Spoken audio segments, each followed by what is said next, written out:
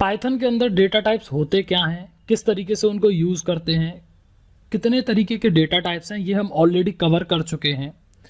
पर उन सब के अलावा जैसे कि इंटीजर, स्ट्रिंग, फ्लोट, इसके अलावा और भी 4 ऐसे डेटा टाइप्स हैं जो पाइथन में स्पेशली यूज़ होते हैं, सबसे ज़्यादा यूज़ है। और पाइथन उन्हीं डेटा टाइप्स के अकॉर्डिंग सारा प्रोग्राम और जो भी सारी फंक्शनलिटी है उसको परफॉर्म किया जाता है।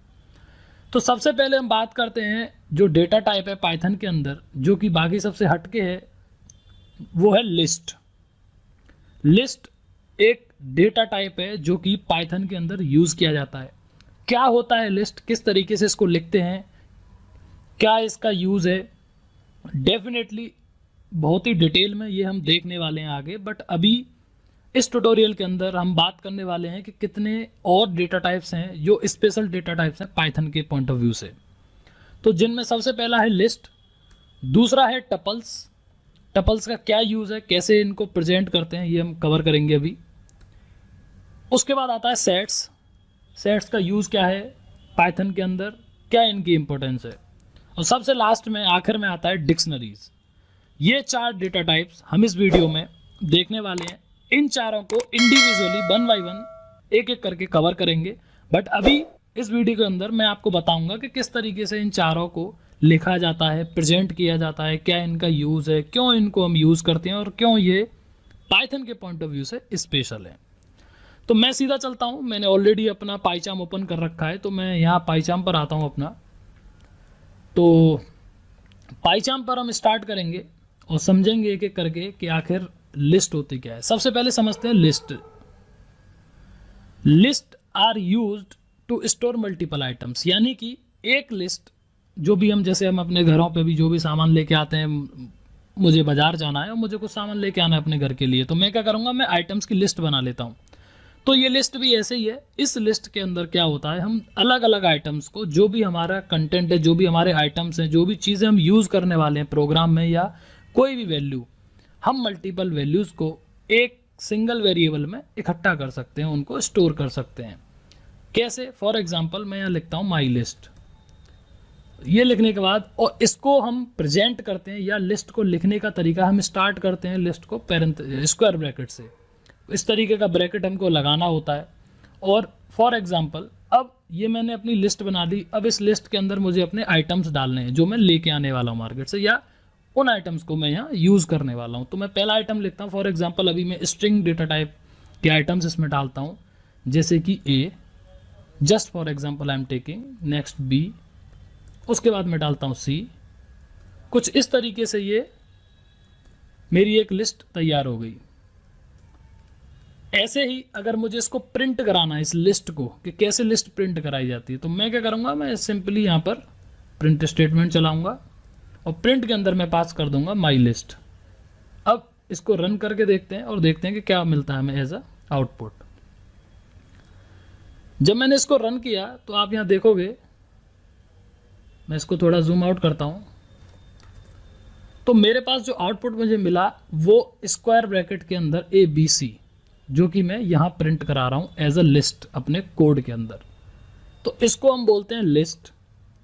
इसकी कुछ प्रॉपर्टीज़ होती हैं। प्रॉपर्टीज़ मतलब कि क्या क्या इस लिस्ट के साथ हम कर सकते हैं।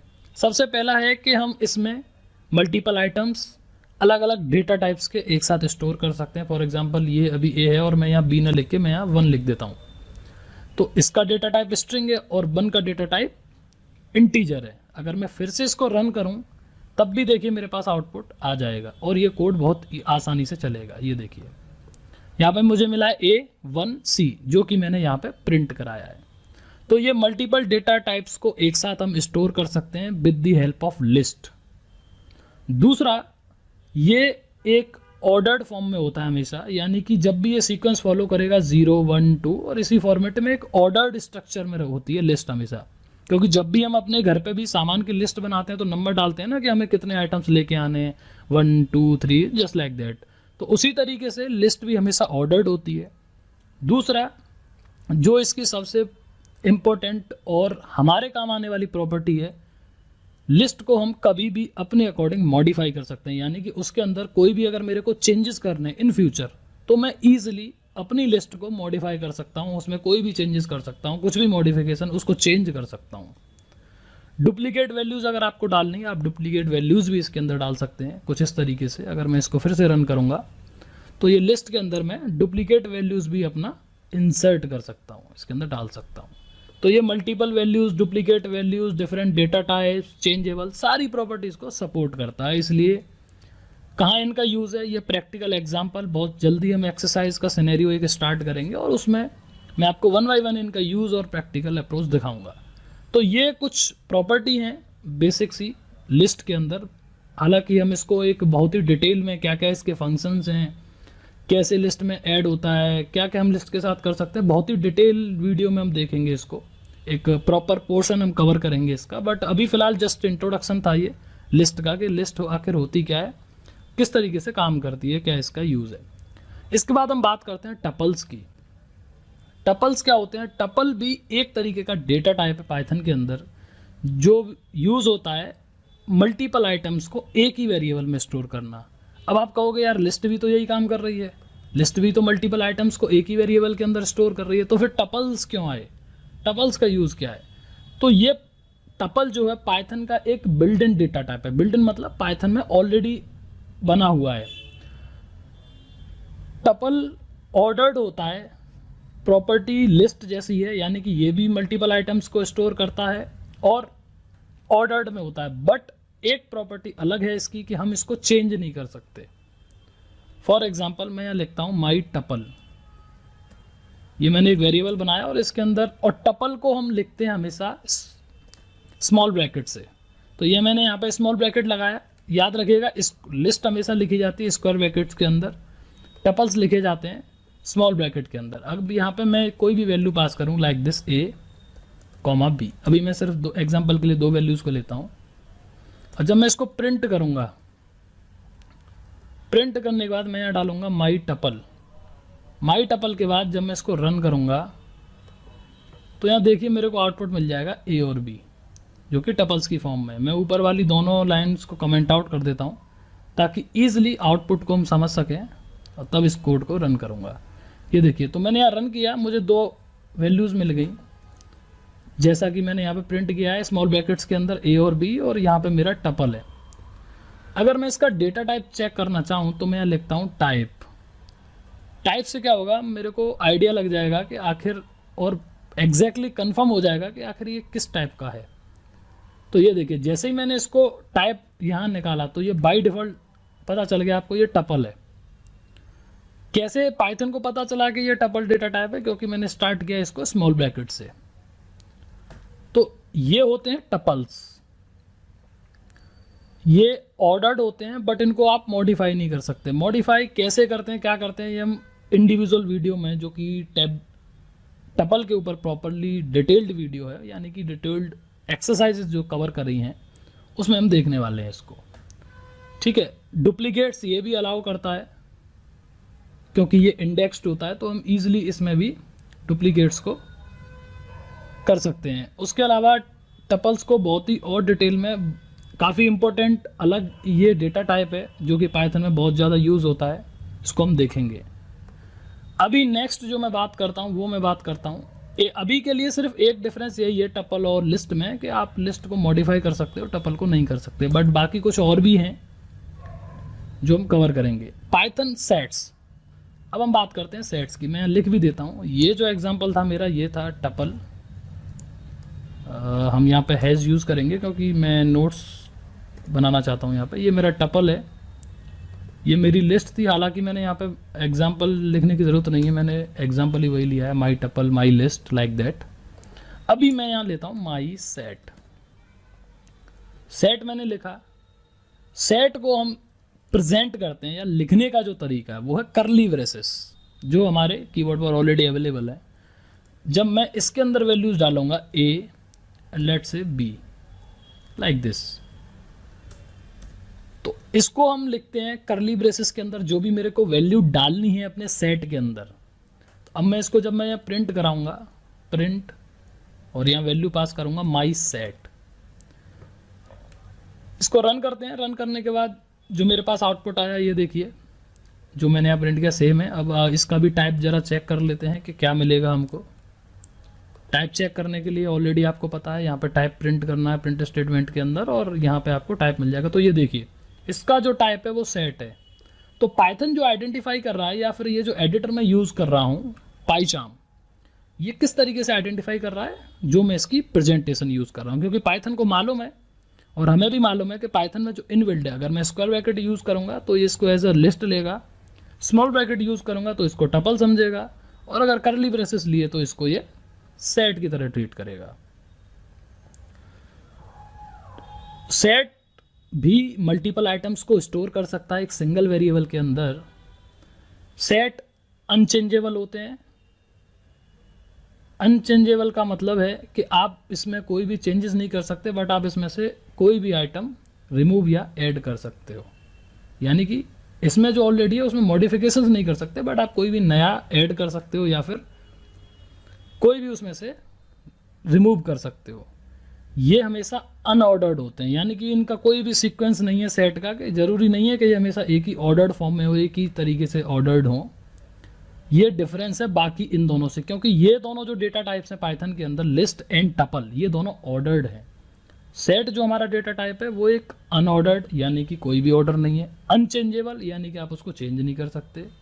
दूसरा, इसके अंदर आप डुप्लीकेट वैल्यूज़ भी नहीं डाल सकते। अगर मैं यहाँ पे डुप्लीकेट वैल्यूज़ डाल एंटर करी और मैं रन करके देखता हूँ, तो अभी मैं यहाँ टाइप कर रहा हूँ तो इसलिए ये आ गया। अभी हम देखते हैं कि हमको डुप्लीकेट वैल्यूज़ अलाउ करेगा या नहीं करेगा। मैंने इसको सिंपली रन किया, और रन करने के बाद ये देखिए मैंने वैल्यूज़ तो यहाँ डाली हैं duplicate A B A, but as output आप यहाँ देख सकते हैं मेरे को सिर्फ आउटपुट में आया ए एंड बी।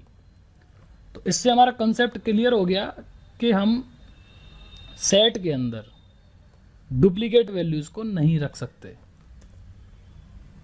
तो ये एक डिफरेंस है बाकी सारी चीज़ों से। डुप्लीकेट अलाउड नहीं है, आप इसको चेंज नहीं कर सकते। तो ये कुछ प्रॉपर्टीज़ हैं सेट की। अब सबसे लास्ट जो डेटा टाइप है हम उसकी बात कर लेते हैं। सबसे पहले मैं इन दोनों को कमेंट आउट करूँगा। आशा करता हूँ आपको ये सारे कंसेप्ट बहुत ही बेसिक हैं, बहुत ही ईजी हैं। आप मेरे साथ साथ प्रैक्टिस करते जाइए और ईजिली आपको समझ में भी आएंगे। जस्ट प्रैक्टिस, कुछ नहीं करना है, सिंपली देखते जाना है, लॉजिक्स को पढ़ना है, खुद भी जाके एक्सप्लोर करना है। गूगल है, इंटरनेट है, बाकी और भी चीज़ें हैं, आप खुद से देखिए, प्रैक्टिस करिए। बट बेसिक कंसेप्ट जो है प्रैक्टिस से ही आएगा कि क्या होता है, क्यों इनका यूज़ है। अब ये जो डिक्शनरी है, डिक्शनरी का थोड़ा सा कंसेप्ट चेंज है, या फिर कह लो अलग है बाकी सबसे। जैसे मैं यहाँ लिख देता हूँ माई डिक्शनरी, शॉर्ट में मैं यूज़ कर रहा हूँ ई। इसको हम प्रेजेंट करते हैं करली ब्रेसेस से। अब यहाँ पे कंफ्यूज नहीं होना है कि आप ये बोलोगे कि यार सेट भी करली ब्रेसेस से हमने स्टार्ट करे थे और डिक्शनरी भी हम करली ब्रेसेस से कर रहे हैं। डेफिनेटली हमने करली ब्रेसेस से ही डिक्शनरी को स्टार्ट किया है, बट सेट और डिक्शनरी में फ़र्क बहुत है। यहाँ पे हम एक एक वैल्यू ले रहे हैं। जैसे अगर आप ऊपर वाले तीनों को देखोगे, लिस्ट के अंदर भी मैंने सिंगल वैल्यू ली है, यहाँ टपल में भी सिंगल वैल्यू ली है और सेट में भी सिंगल वैल्यू ली है। बट डिक्शनरी हमेशा की और वैल्यू के पेयर में होता है। की और वैल्यू से क्या मतलब है मेरा, मैं यहाँ पे एंटर करता हूँ और यहाँ मैं लिखता हूँ नेम। जैसे मैं नेम लिखूँगा यहाँ पे मैं लगाऊंगा कोलन और इसके बाद मैं लिखूँगा रजत, और ये मुझे लेना है क्योंकि ये नेम है मेरा, तो ये आएगा स्ट्रिंग फॉर्म में, तो इसको हम लेंगे कोट्स के अंदर। ऐसे ही इसी तरीके से ये जो मेरे पहला पेयर है तो इसको बोलते हैं की and pair. Okay, let's say tutorial में यहाँ डालता हूँ और इसको हम लिखते हैं, कुछ भी वैल्यू दे दो, 25, 10, जो भी आपको देनी है। तो इस तरीके से जो डिक्शनरी होता है, अब मैं इसको प्रिंट कराता हूँ। डिक्शनरी स्टार्ट हम करली ब्रेसेस से ही करते हैं, बट ये हमेशा की एंड वैल्यू के पेयर में होता है। इसका काम भी डेटा को स्टोर करना है, यानी कि आप मल्टीपल वैल्यूज़ को की एंड वैल्यू के पेयर में आप इसको स्टोर कर सकते हो। और यहाँ पे मेरे को कॉमा यूज़ करना पड़ेगा क्योंकि यहाँ पे मैं दूसरी वैल्यू यूज़ कर रहा हूँ। अभी जब हम इसको चलाएंगे, चलाने के बाद ये देखिए आउटपुट मेरे पास मिलता है जैसा मैंने डिक्शनरी में किया था। ये देखिए नेम मेरा मैंने यहाँ प्रिंट किया और ट्यूट मैंने जो वैल्यू डाली है। तो हमेशा याद रखना डिक्शनरी थोड़ा सा अलग है इन सब से। करली ब्रेसेस से भले ही हम स्टार्ट कर रहे हैं, बट हमेशा ये की एंड वैल्यू के पेयर में ही वर्क करता है। अगर आप इसके अलावा इसके अंदर नॉर्मल डेटा डाल दोगे तो ये इसको एज अ सेट रीड करेगा, ना कि डिक्शनरी। तो ये 4 डेटा टाइप्स हैं पाइथन के अंदर। कर्ली ब्रेसेस के अंदर हम डिक्शनरी को लिखते हैं। ये हमेशा ऑर्डर्ड फॉर्म में होता है डिक्शनरी। इसको आप चेंज कर सकते हो, मॉडिफाई कर सकते हो। इसकी वैल्यू को कैसे करते हैं वो हम अलग प्रॉपर एक स्पेसिफिक डेडिकेटेड पार्ट देखेंगे हर एक डेटा टाइप का 1 बाई 1। डुप्लीकेट्स आप इसके अंदर नहीं रख सकते, ये डुप्लीकेट्स को नहीं अलाउ करता है। अंतर बस इतना ही है सेट और डिक्शनरी में कि सेट इंडिविजुअल वैल्यू पे होता है, ये हमेशा की वैल्यू पेयर में है। सेट को आप न तो डुप्लीकेट वैल्यूज़ डाल सकते न उसको मॉडिफाई कर सकते, बट इसमें मॉडिफिकेशन आप कर सकते हो, डुप्लीकेट वैल्यूज़ आप इसमें भी नहीं रख सकते। तो ये 4 बहुत ही ज़्यादा यूज़ होने वाले इन बिल्ड या कह लो बिल्ड इन डेटा टाइप्स हैं पाइथन के अंदर। तो आई होप कि आपको समझ में आई होंगी चीज़ें। आप जाइए प्रैक्टिस करिए। इसके बाद जो स्पेसिफिक पार्ट है, हर एक पार्ट के अंदर पहले पार्ट में लिस्ट, देन टपल, सेट, इससे रिलेटेड फंक्शंस और क्या क्या पॉसिबिलिटीज़ हो सकती हैं बेसिक लेवल पर, वो हम इंडिविजुअली देखने वाले हैं 1 by 1। If you like this video and the video content, please do subscribe to our YouTube channel so that you can get all the updates, all the future videos and the courses available on this channel. Thank you.